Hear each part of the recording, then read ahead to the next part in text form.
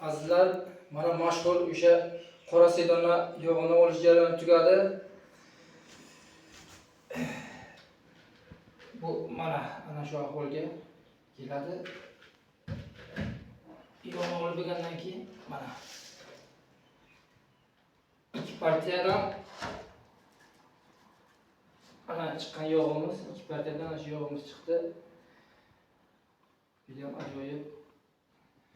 Buni qora sedonani bir kishiga 1 lichinaga 100 grammi yetadi. 100 grammi bir oy davomida yetadi shu. O'sha Coviddan keyin ko'p insonlar xasta bo'lib qoldi. Mana shunga ham yaxshi foyda qiladi. Buni sinovdan o'tkazdik. Birinchi olgan yog'imizni sinovdan o'zim o'tkazdim. Juda ham foydasi zo'r bo'ldi. Xo'sh, mana qolgan yog'larimiz bu tog'da o'sgan achchiq bodomli yog'i bu. Buni ham foydasi juda ham zo'r. Bu ham dori, bu yog'larimiz ham vitamin, tabiiy. Bu yog'imiz zig'ir urug'idan olingan yog' mana. Mana bu yog'imiz qovoq urug'ining yog'i. Bular bari shifobaxsh, insonning sog'ligi uchun ham dori, ham tabiiy vitaminga boy.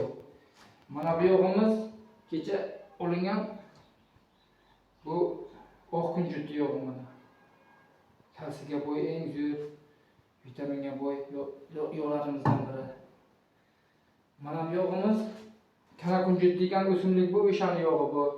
Bu o'sha ayollarning go'zalligiga katta foydasi bor. Shuni nima qilib tursalar juda ham ajoyib bo'ladi. Keyin yana yara chaqa, agar sevol ana shunaqa bir yuqumli unuqalarga ham foydasi juda ham katta buni. Eng tabiiy dori mana shu bo'ladi. Azizlar, kanalimizga obuna bo'linglar.